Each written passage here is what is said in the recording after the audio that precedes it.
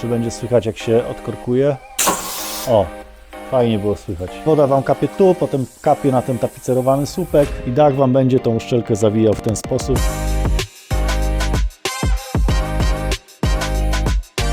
Witajcie! Dzisiaj zajmiemy się przeciekami w Volkswagenie EOSie.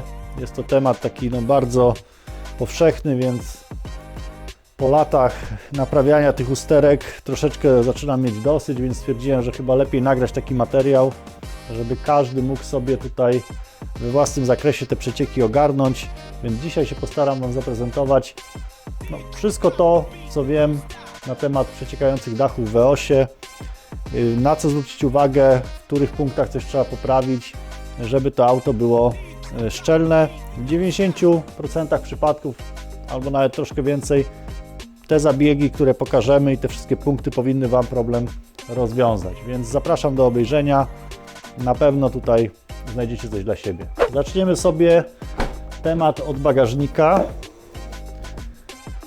od tylnych odpływów. To będzie to, co nas będzie tutaj interesowało. Dobra, chodźcie tutaj bliżej. Wyciągacie na dzień dobry sobie osłonę. Ja już to zrobiłem, a nawet tu jedną stronę mam odkręconą, mocowanie osłony, ale pokażę Wam na drugiej stronie, jak to trzeba zrobić. Tutaj jest taka plastikowa osłona Torx 30. Wykręcacie to, odginamy tutaj dywanik. Ukaże Wam się odpływ. O proszę, jak ładnie zapchany, widzicie to? Tam odpływ jest włożony w taki gumowy element, zaraz go też wyciągniemy. Macie tu odpływ, cyk, zapchany. Zaraz sobie to też wyjmiemy. Ma taki rand gumowy. Żeby to wyjąć, to trzeba troszeczkę nagiąć i przekręcić. O. Już to mam. Nie wiem, czy to widać. Wszystko jest zabite ziemią. Prawa strona najbardziej zazwyczaj. Z tego względu, że mamy pobocze, tak? Przy naszym ruchu prawostronnym i od pobocza najbardziej to zapycha. Tym się zajmiemy, żeby to wyczyścić. Jak to dobrze zrobić? Najlepiej jest uchylić sobie tą część dachu do góry. I zaraz Wam to pokażę. Czyli uchylimy częściowo dach i wtedy się do tego dobierzemy. Jak bez osłony otworzyć dach? Ja tutaj sobie wkładam kluczyk, nasadkę. No to akurat mam 19, 17 chyba też da radę. Żeby bez osłony, tu mamy czujnik, można było ten dach uchylić. Uchylimy to sobie i przechodzimy dalej. Gmina bardzo mocno działamy i angażujemy się w celu wybudowania przemysłu rowerowych wzdłuż tej drogi. Ma to przede wszystkim służyć bezpieczeństwu pieszych i rowerzystów. Wiadomo, że ta trasa... Dobra, mamy tutaj lepszy dostęp. Ściągacie sobie tę osłonę. Tutaj brakuje, powinna być taka, z drugiej strony chyba jest, zaślepeczka, taki kołeczek. Dobra, jak to ściągnąć? Odchylamy po wyjęciu tego kołka. Tutaj też trzeba to ściągnąć. Uważać na tą zawleczkę. Łatwo ją ściągnąć, żeby nam tutaj spadła. Jeżeli spadnie, to szukajcie jej po prostu tutaj. Jeżeli macie brak takich kołeczków, to też zerknijcie sobie potem, czy tu gdzieś ich nie widać. Trzeba poświecić, bo często je tutaj znajduję. Dobra, wyciągacie sobie rurkę z tą ziemią. Dobrze jest to teraz przeczyścić, przedmuchać. Możecie tu coś włożyć i po prostu trochę to wygrzebać, albo pójść tutaj z tej strony. Możecie się dostać tutaj pistoletem, albo naciąć tą opaskę, wyjąć i też w ten sposób. Co jest takie tutaj utrudniające?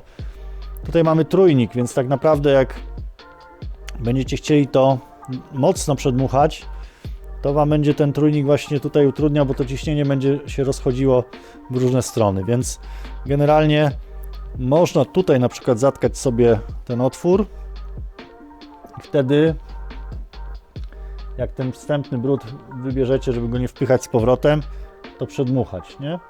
Bo inaczej no to ciśnienie nie będzie duże. Wziąłem sobie taki cienki śrubokręt, żeby trochę tutaj tego brudu po prostu wydobyć. Warto sobie coś tam przyszykować, to wiadomo. Wstępny syf po prostu wybrać, żeby go nie wdmuchiwać tam głębiej. Teraz można to spróbować przedmuchać. Najlepiej tutaj od góry. Ale tak jak mówiłem, całe ciśnienie nam tutaj tego nie pójdzie w dół, tylko pójdzie w dół i w górę. No więc można zrobić w drugą stronę. Tu zatkać. I teraz jest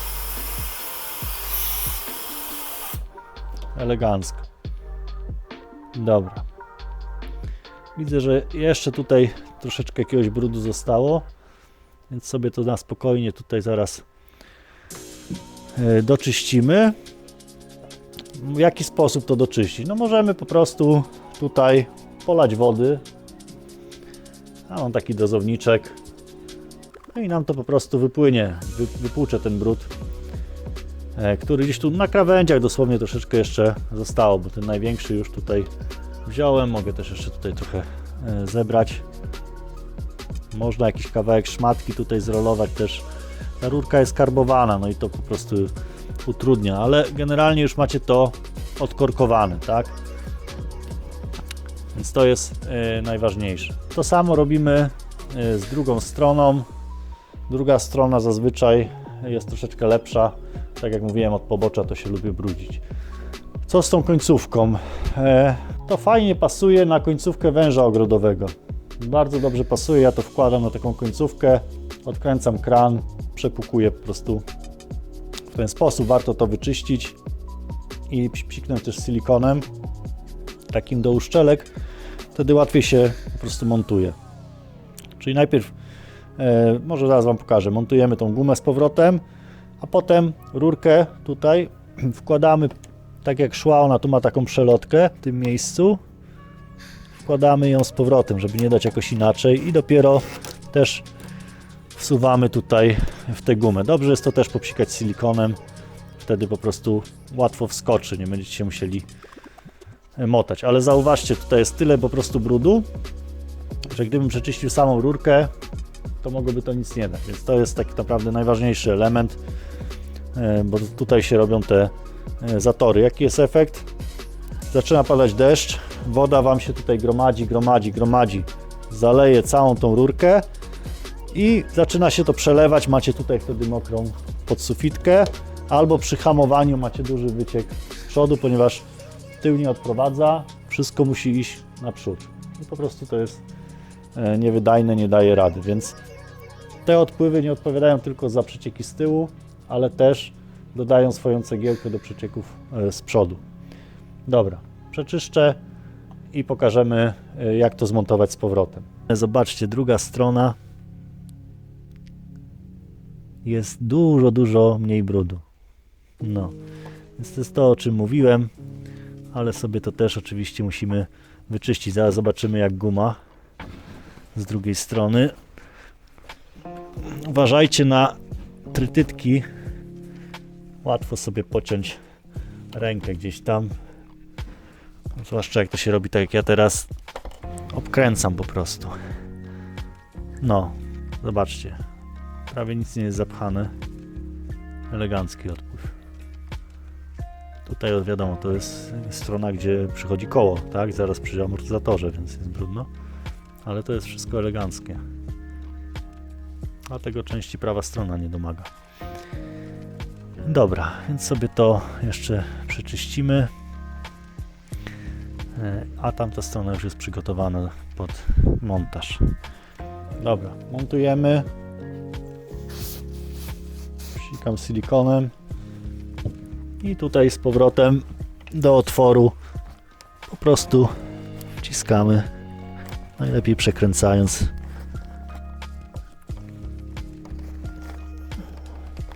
Są różne wersje tych gumek.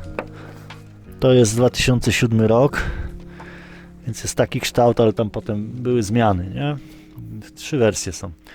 Dobra, tu też sobie psikniemy.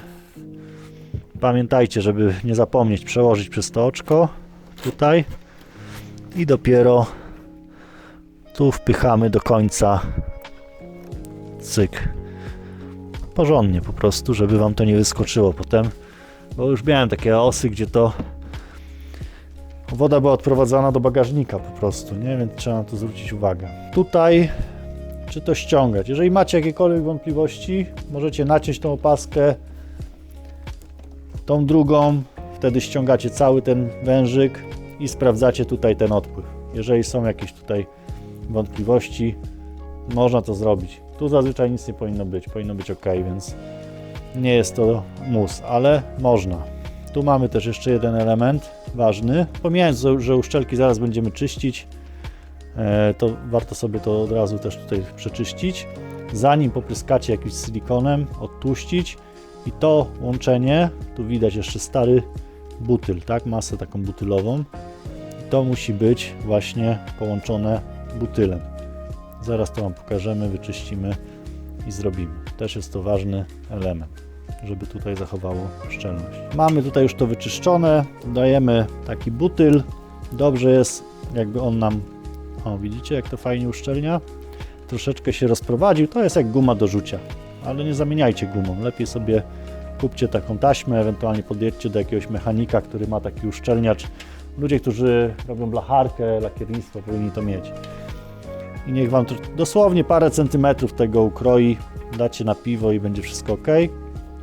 Mamy teraz te dwie uszczelki fajnie ze sobą połączone, możesz to pokazać tutaj bliżej. Wykonujemy zawsze taki przegląd tych wszystkich odpływów, poprawiamy te uszczelnienia tam gdzie trzeba.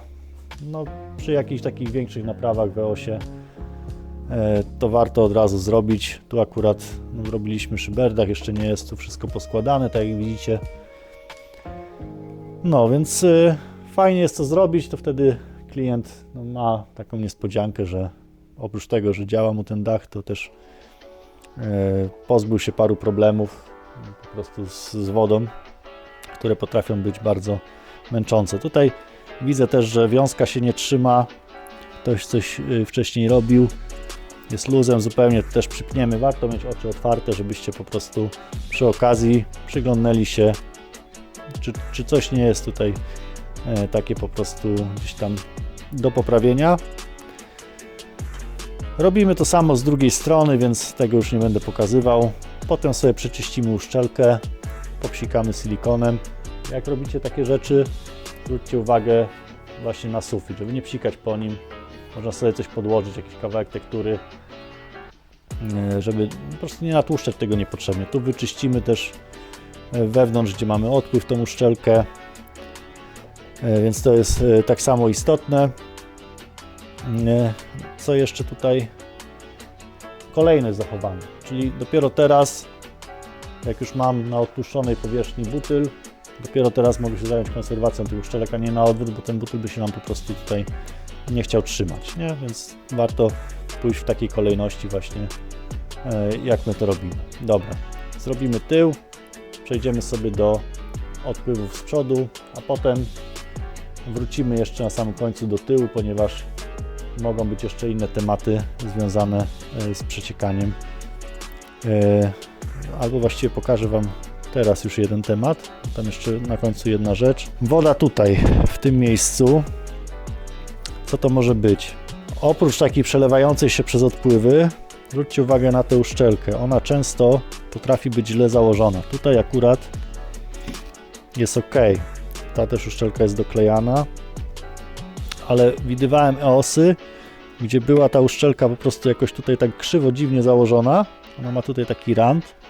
Tu też są, jak widzicie, odpływy, które biegną wewnątrz, do wnętrza tutaj błotnika pomiędzy dwie ścianki i ta woda sobie tam wypływa. Zwróćcie na to uwagę, czy one są tutaj dobrze nałożone, bo to też może powodować wam wciekanie wody do wnętrza, nie? Jeszcze jedna rzecz, jeżeli chodzi o przeciekanie z tyłu. Tutaj, jak się opuści ta tylna część, łączą się dwie uszczelki. Tu też może pojawiać się woda, kapać na ten boczek, to nawet mogło tak być, że kapało. Co z tym zrobić? No tutaj możecie próbować przemieszczać troszeczkę uszczelkę. Różne są tego efekty. No generalnie można też próbować ustawiać ten panel, ale to nie jest taka robota, żeby samemu tam robić, jeżeli się nie ma o tym pojęcia. Jeżeli się ma, no to ok. Czasami daje to efekt, czasami nie. No uszczelki są bardzo drogie, więc wymiana to już wiadomo, można to zrobić, powinno być lepiej, ale to nie jest powiedziane, że się uda. Bo czasami są nowe uszczelki i też jeszcze trzeba powalczyć. Ostatecznie takim sposobem może być tutaj dać po prostu troszkę wazelinki do uszczelek. Zawsze Wam to miejsce będzie lepiej tutaj wypierało wodę, uszczelniało, raz na jakiś czas to tak robić. No to jest takie miejsce, w którym mam czasami problemy, żeby zupełnie tutaj nic nie kapało. Nie mówię o wymianie uszczelek, tylko właśnie no jak tutaj tanio to zrobić. Nie wiem, czasami tutaj regulować można, kombinować, a i tak gdzieś w tym miejscu przy jakichś dużych opadach coś kapie, więc no nie jest to takie, żeby to zaleczyć za darmo, tak jak to, co pokazujemy tutaj, nie?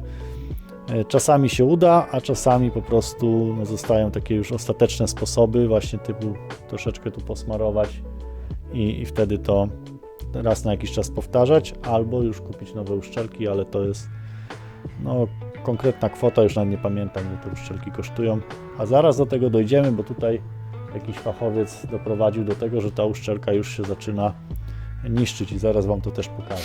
Co Wam spędza sens powiek najczęściej? Tutaj kapie woda, w tym miejscu. To jest temat akurat banalny do rozwiązania. O, zobaczcie, a propos wody, pokaż tutaj. Widzicie to? Kap, kap, kap. Mamy tutaj takie odpływy, nawet nic nie trzeba rozkręcać. Pyk, troszeczkę to odginamy, wyciągamy z takiego kulowego przegubu i macie rurkę odpływową. Co tu się z nią dzieje? Te rurki są złożone z dwóch elementów, jak widzicie, z takiego kołnierza i tej rurki właściwej. Po latach to się wszystko rozwarstwia, znaczy jedno od drugiego. I tworzą się tutaj szczeliny. Woda kapie Wam z tego miejsca. To jest odpływ, tak? Tutaj z dachu wchodzi taki kanalik. Woda Wam tutaj stąd kapie. Wychodzi tędy. No i mamy powódź. Można kupić rurki poliftowe w serwisie. Postaram Wam się tu wkleić numer części. Można to po prostu uszczelnić. Jak to uszczelnić? Widziałem już różne sposoby, jak to jest robione przez różne osoby. Niektórzy dają tutaj koszulkę termokurczliwą, niektórzy tutaj smarują silikonem czy jakimś tam innym uszczelniaczem. Jeżeli miałbym to zrobić budżetowo, to według mnie najlepiej się sprawdza sposób, żeby to odtłuścić, owinąć po prostu taśmą.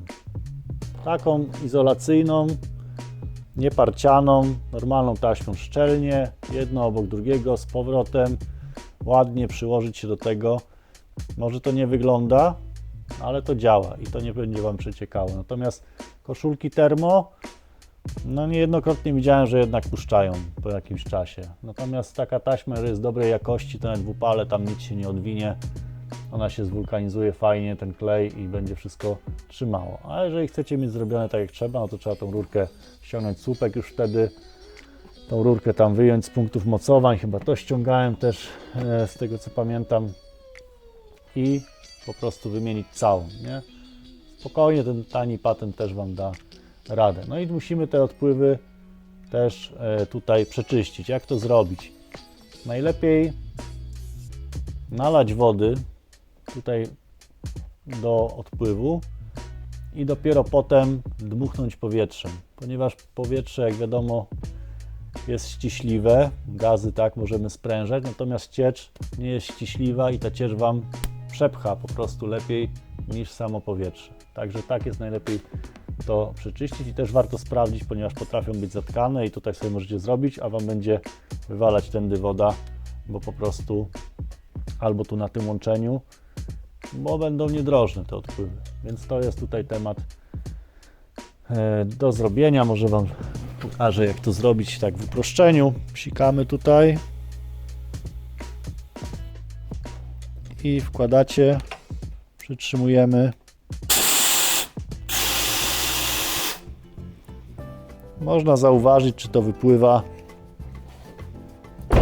Tam w okolicach koła przedniego powinno to wszystko wypływać. Nie wiem, czy teraz tak jest, bo troszeczkę mało tego nalałem, bardziej demonstracyjnie, czyli zalewamy więcej, przedmuchujemy i powinna ta woda tam się pojawić. Co jeszcze tutaj jest warte sprawdzenia? Mamy jeszcze jeden odpływ w tym miejscu. Zobaczcie, tutaj w uszczelce. To też warto sobie sprawdzić. Tak samo można nalać wody, dmuchnąć, można włożyć taką jakąś linkę jak od szyberdachu właśnie w EOSie, czy taką żyłkę jak do kosiarki, tylko taką grubą, nie cieniutką i sobie to tutaj przeczyścić. Tu ujście akurat jest w tych rejonach, tak?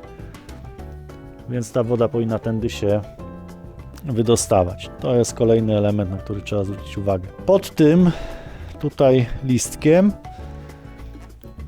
w niektórych EOSach są też takie pianeczki, które tą uszczelkę tutaj bardziej deformują. Jeżeli tu był jakiś problem, podejrzewacie, można tutaj podłożyć taką piankę troszeczkę, żeby to po prostu tutaj zyskało taki fason. Te listki są też ważne. Jeżeli macie te listki ok i element dachu z uszczelką, później to pokażę Wam, kładzie się tutaj elegancko, to jest wszystko dobrze. Natomiast jeżeli Wam się to podwija przy zamykaniu dachu i tutaj nie ma dobrego przylegania, to jest duże prawdopodobieństwo, że ktoś zmienił uszczelkę, a nie zmienił listwy montażowej. Pod tą uszczelką jest listwa.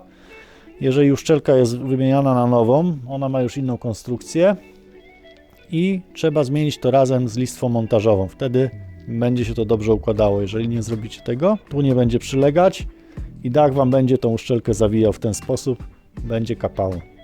Miałem takie auta już nawet z ASO, gdzie ktoś tego nie dopilnował. Zmieniona została sama uszczelka i temat był gorszy niż przed naprawą. Także to jest też bardzo rzadkie, ale warto o tym wiedzieć.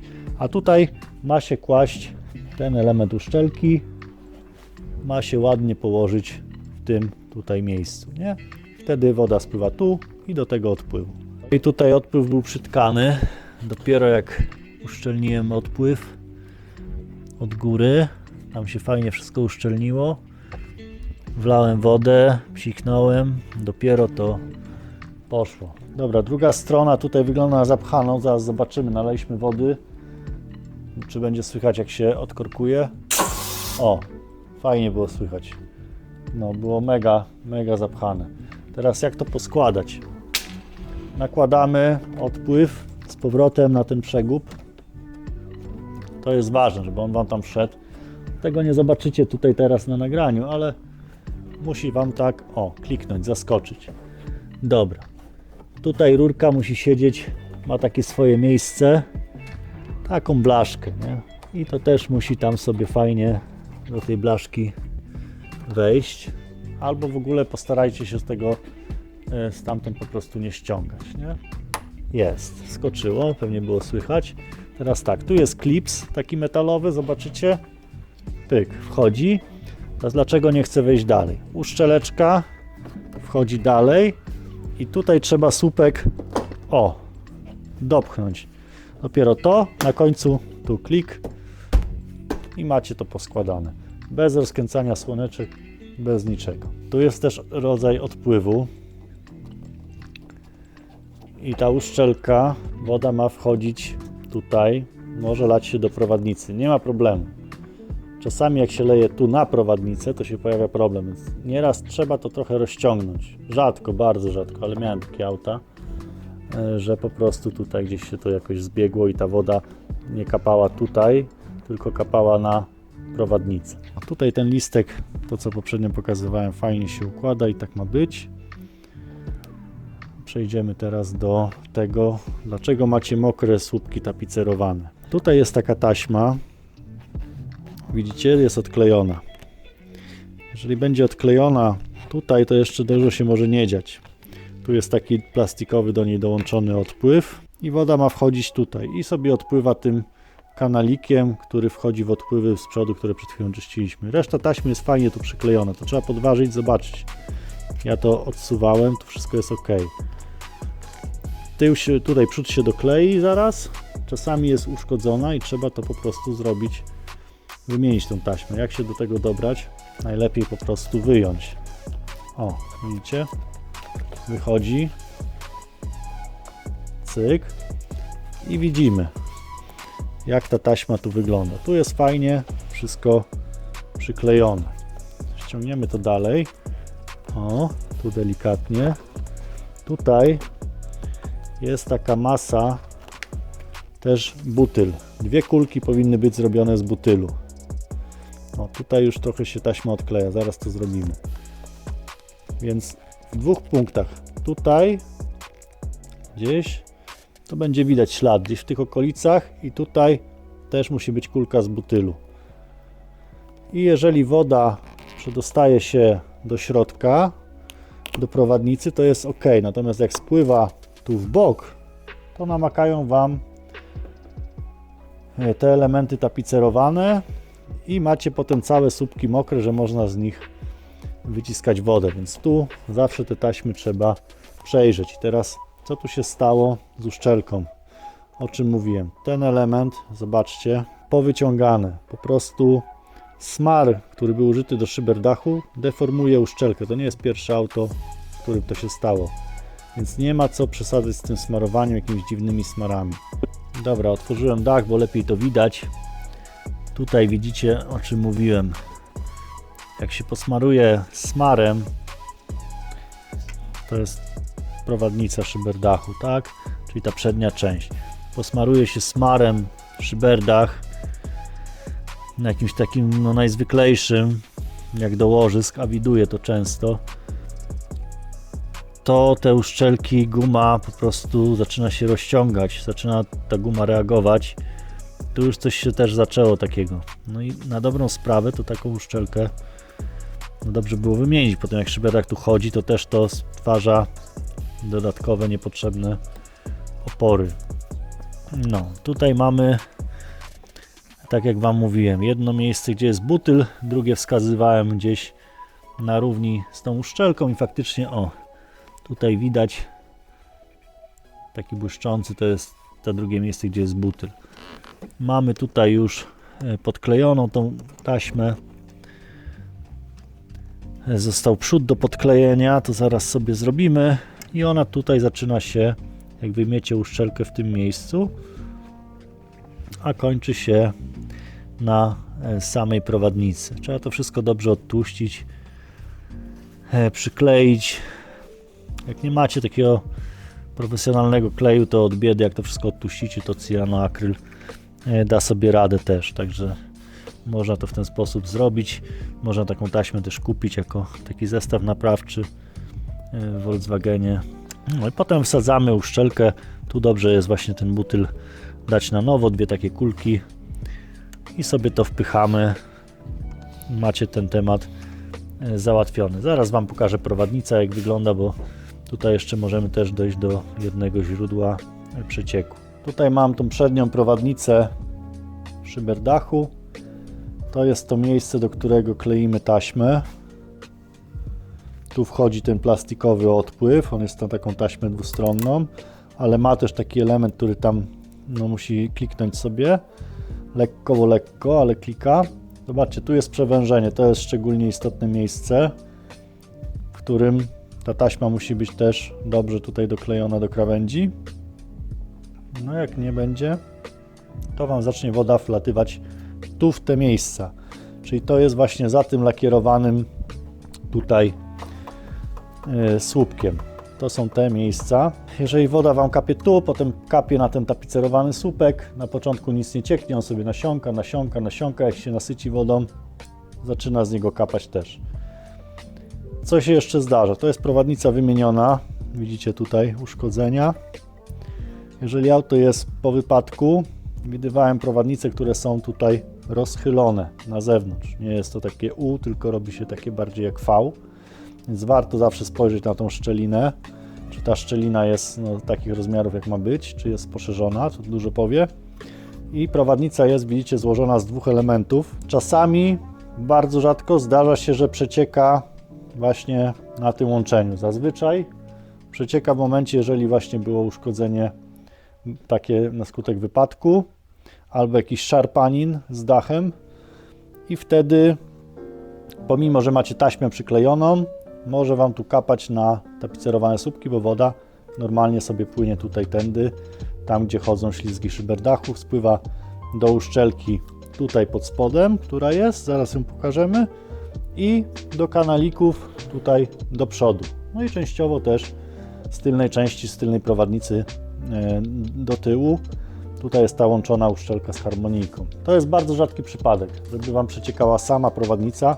Może się to zdarzyć najczęściej, jak jest uszkodzona. Natomiast tak, żeby po latach, no to raczej jeszcze nie powinny się takie rzeczy tutaj dziać. Więc 90% przypadków tych nasiągniętych słupków rozwiąże temat dobrze przyklejonej taśmy i dobrze naklejonej tutaj na ten plastikowy odpływ, żeby ta woda ściekała tu. I tu może ściekać do wnętrza, tutaj się nic nie stanie. Nie może kapać w te miejsca, ani tutaj się przelewać. Stąd tutaj wkapywała, a nie na to miejsce.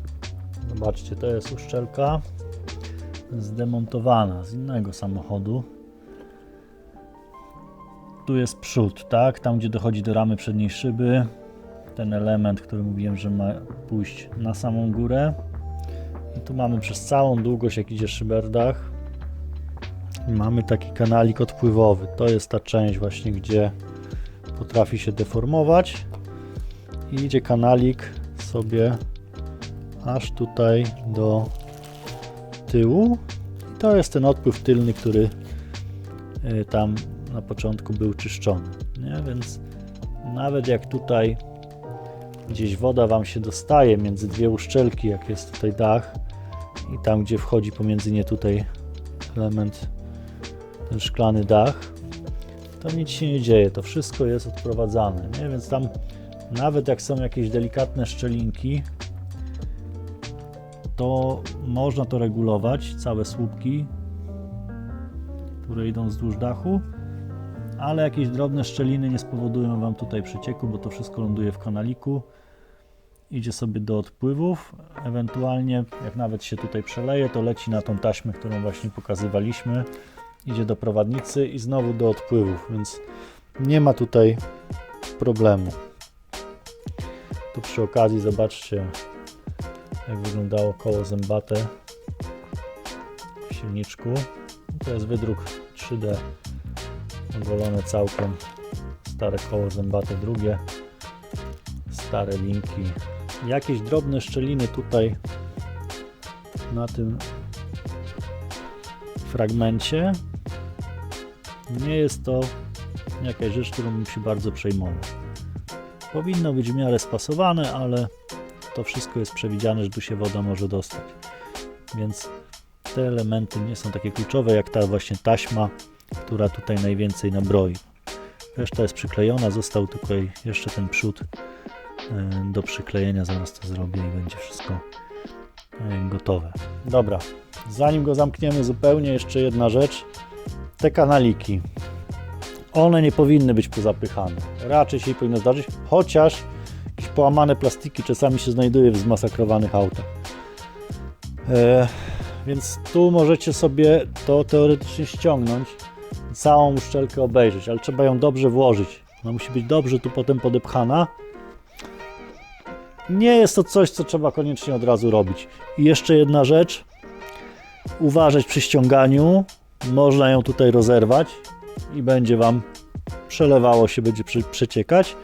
I tutaj też, w tym miejscu, po tej stronie, też jest uszczelnienie z butylu. O, tu z tyłu. O, tutaj, dokładnie, w tym miejscu. No nie będzie widać teraz na nagraniu, ale tu jest też taka kuleczka z butylu zrobiona. Więc na to trzeba uważać, żeby po zdjęciu też ten butyl tam był. Ten element z harmoniką zobaczyć, czy tu wszystko jest ok. Podkładamy jak teraz. Nie zostawiamy go tak jak teraz, tylko musi być dobrze tutaj wciśnięty. Jeżeli nie chce się to ładnie tam wcisnąć, możecie to psiknąć silikonem do uszczelek i wtedy bez problemu to tutaj powinno wejść. Nie robimy tego tutaj tak jak w tej chwili na półotwartym dachu, żeby on wam nie poleciał, tylko przymkniecie sobie go do przodu, opuścicie i wtedy możecie to zrobić. Jest przymknięty, psikniemy sobie to silikonem, żeby fajnie nam tutaj weszło. To jest dobry sposób na tego rodzaju uszczelki, jeżeli nie chcą się zamontować na sucho. Bardzo dużo taki silikon nam tutaj ułatwi. Oczywiście oprócz miejsc, gdzie musi być butyl, żeby tutaj nie potłuścić, żeby był dobry kontakt. Coś jeszcze mi się tutaj przypomniało, wam pokażę. To miejsce to jest taka śruba z kołnierzem i uszczelka powinna być pod tym kołnierzem właśnie srebrnej śruby. Jeżeli będzie inaczej, to też tędy może wam się dostawać woda, więc czasami gdzieś przy demontażu, przy naprawach ktoś to mógł źle zmontować. Zwróćcie uwagę, czy to w taki sposób u was jest zamontowane. Jak ściągnąć słupek tapicerowany? Musicie sobie tutaj odkręcić Torxa 20 ze sznureczkiem, z takim oczkiem. Potem dwa Torxy macie tutaj w tym miejscu, też 20. Ściągacie przód. Co tutaj jest ważne? Są takie zatrzaski, które często widuję połamane. Najpierw trzeba by było właśnie sobie ściągnąć słupek w stronę wnętrza samochodu, w stronę środka, żeby te zatrzaski wyskoczyły, a potem te spinki białe, które tutaj widzicie. Te spinki są drogie, więc lepiej, żebyście ich nie połamali, bo akurat ich cena jest dość taka wysoka w oryginale. A to jest ten element, który jest nasunięty na srebrną śrubę, którą przed chwilą wam pokazywałem. Więc nie wciskacie tego, tylko słupek najpierw nasuwamy tym elementem na kołnierz śruby, a potem dopiero zatrzaski, spinki, żeby tutaj tego nie połamać. Jeżeli te spinki będą połamane, no to po prostu słupek będzie wam troszeczkę gorzej się trzymał. Nie będzie tak fajnie dolegał do prowadnicy szyby. Tu widać na naklejce też ślady wody, że woda tutaj kapała, rozpuściła trochę nadruk. Warto być spostrzegawczym, sobie zwrócić na takie rzeczy uwagę.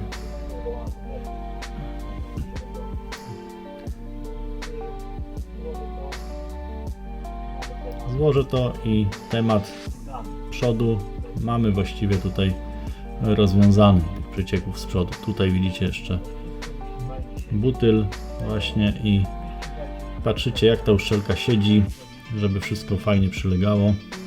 Bez potrzeby, nie ma sensu jej tu z przodu ściągać, dość łatwo ją jest tam uszkodzić. Jest dość ciasno, są metalowe elementy, więc no, nie ma potrzeby. Dobra. Przód mamy załatwiony. Możemy się kierować w stronę bagażnika już po raz ostatni. Tam jeszcze parę rzeczy mamy do powiedzenia. Chcę zobaczyć, już mamy zrobiony ten butyl. Wypłynął fajnie. Tak to powinno mniej więcej wyglądać. Zostaje nam temat przecieków do wnętrza bagażnika. Zwróćcie uwagę na lampy tylne. Czasami przez nie może się woda dostawać. Tak samo tutaj w samej pokrywie bagażnika, światłostopu, lampy i przycisk do otwierania klapy. Przez te miejsca też wam woda może tutaj wciekać. Warto spojrzeć pod dywanik w E-osie, pod podłogę bagażnika, jak wygląda tutaj pompa. Ona jest w gąbce albo w piance, czy tam nie ma wilgoci, czy nie ma korozji. Bardzo często są skorodowane. No i zobaczcie tutaj, jaki piękny grzybek, ślady wilgoci od spodu na tej dykcie. To jest akurat w E-osach bardzo częste, gdzieś ta wilgoć mniejsza, większa w tym bagażniku się pojawia. No ale im mniej, tym lepiej. Możecie sobie ściągnąć tutaj też ten boczek. Tam pod nim jest moduł od dachu. wypiąć wtyczki, zobaczyć w jakim są stanie, czy nie ma skorodowanych zielonych styków. To też się potrafi tutaj zdarzać i lepiej zawczasu się zająć tematem, żeby dach Was po prostu nie zaskoczył w połowie, a właściwie jego usterka.